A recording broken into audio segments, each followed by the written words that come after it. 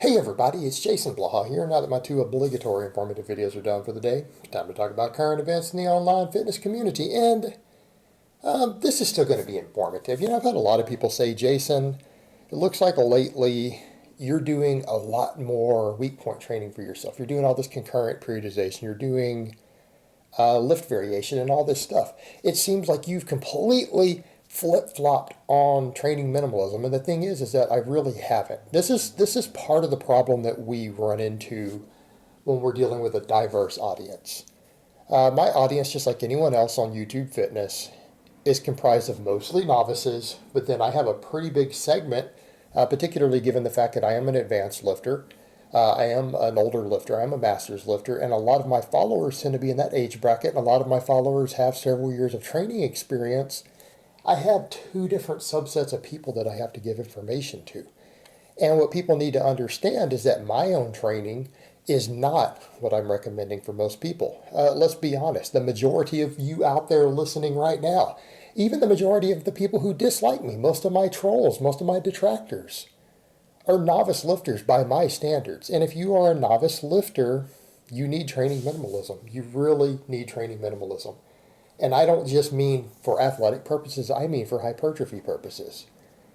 And we kind of go back to those strength standards I set. What are the strength standards that I set? 500 deadlift, 400 squat, 300 bench, 200 standing press, and 100-pound pull-up or chin-up, right? Which that's our weight control management. There's how we prevent people from being obese just to hit the other ones, right? Because if you hit those other four just because you got really fat and bulked hard, you're going to fail that fifth one. And by that same token, guys who stay real lean, they don't ever bulk and they focus on just that fifth one and they don't train their legs much, they don't hit the first two, do they? So we run into this balancing with building your base.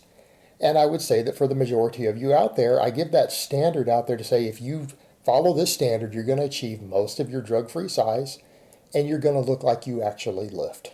Walking down the street, I don't mean when you go up on a YouTube video or you're standing there on camera or sitting down. I mean walking down the street, the average person is going to know that you lift, right? You're going to look like you lift if you can hit all five of those standards. And I'm not saying not everyone who fails to reach those standards will not look like they lift, because some people just genetically have better muscle bellies. They're going to be leaner, things like that. They can still look like they lift without hitting them. But if you hit those five, all five of them, not 4 out of the 5, not 3 out of the 5, but 5 out of 5, you're going to look like you lift. That needs to be done with training minimalism. And that's what people need to understand. Worrying about this other stuff before you have built a base is generally a waste of time. You don't need a lot of exercise variation. You don't need a lot of complex training programming. You sure as hell don't need to do what I do. But we kind of come back at that point. I can easily surpass all of these numbers. I pass all these numbers. I don't have a problem doing so.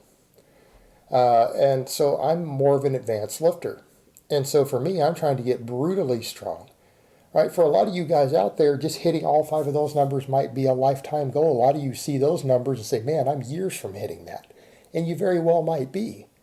In which case, you don't need to focus on lots of other goals up until that point. In fact, it's going to make things more difficult. It's just like a video I put out the other day discussing weak point training. And I discussed things like triceps being a weak point on the bench press. And what did I have?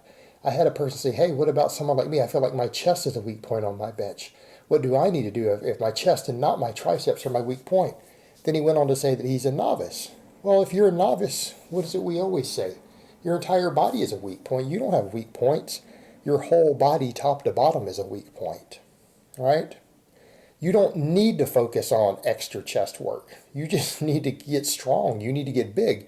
You are a weak point. Your entire body is. And when novices start focusing on weak points, what happens? They waste recovery. They waste training economy.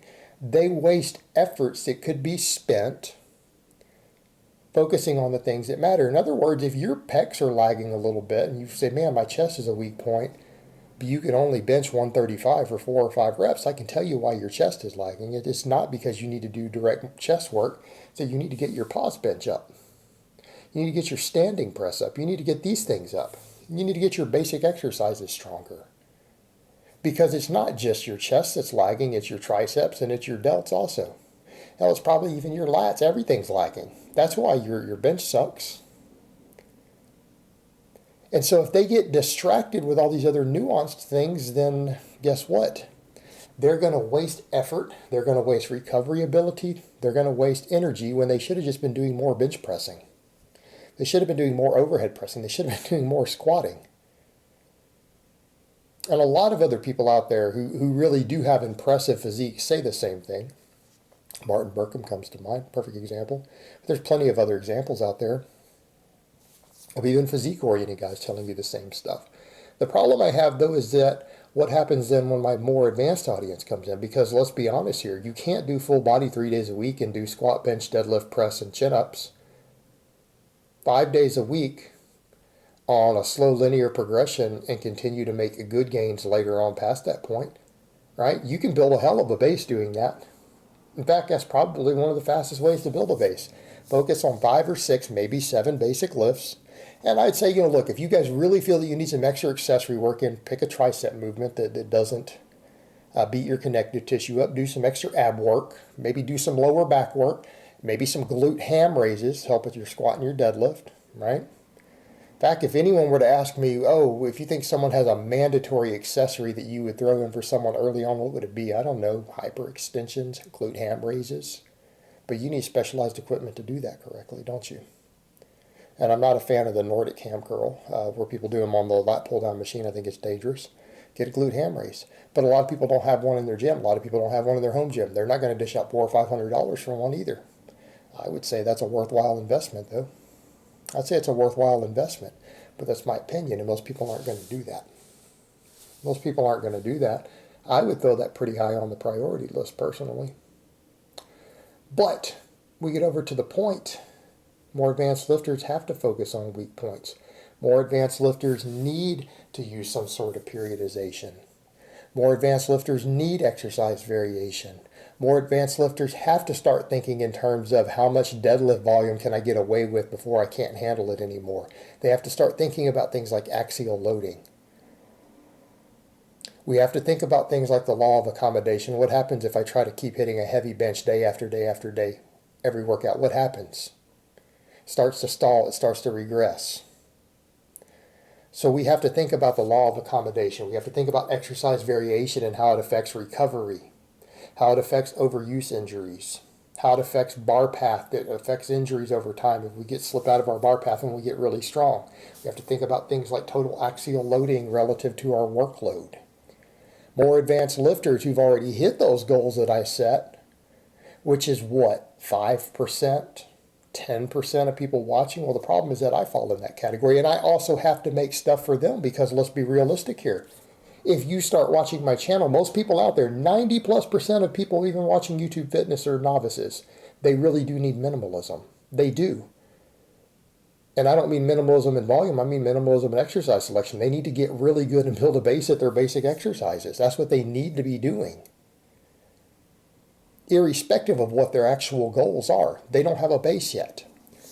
Well, eventually everyone who follows my channel is going to reach their base. In other words, if you started watching my channel 3 years ago and you've been following all of that and you followed it religiously, you already have a base. You've probably reached those goals. So now my novice information on training minimalism is no longer valuable to you. So then I have to give information that's relevant to those people. And the tricky part is that at what point does it become flip-flopping, and at what point is it giving information to two different audiences? And we run into the problems of how do you separate the two? Because again, I can specifically state, hey, this is an issue for more advanced lifters, or this is an issue for intermediate lifters, and immediately novice lifters down there say, hey, how can I incorporate that into my training? And then you have to say to them, you don't need to incorporate it into your training. I'm going to recommend that you not do so. In fact, you might get slower results and slower progress if you do.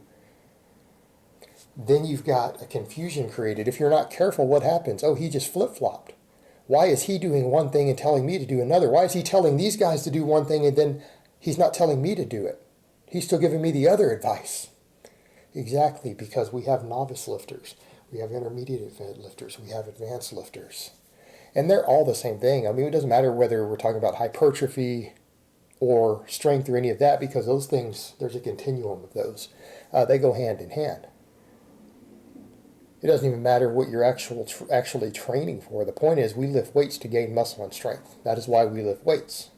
your training programming should be accordingly. Anything else is going to be sport specific outside of that. But the point is, irrespective of what your goals are, that category you're in is going to dramatically impact the advice that you need to follow. And when you're giving different advice to the different groups, and when you personally are in a different group than most of the people you're giving advice to, and your own training differs from what you're advising to them, it can create confusion if you don't explain that. And it will very often look like you're flip-flopping, when in reality you really aren't. You really aren't. And sometimes, again, getting people to understand it is in the nuances of the communication. All right, guys, but that's really all I have to say on that today. I hope it's been informative, and I will talk to you guys next time.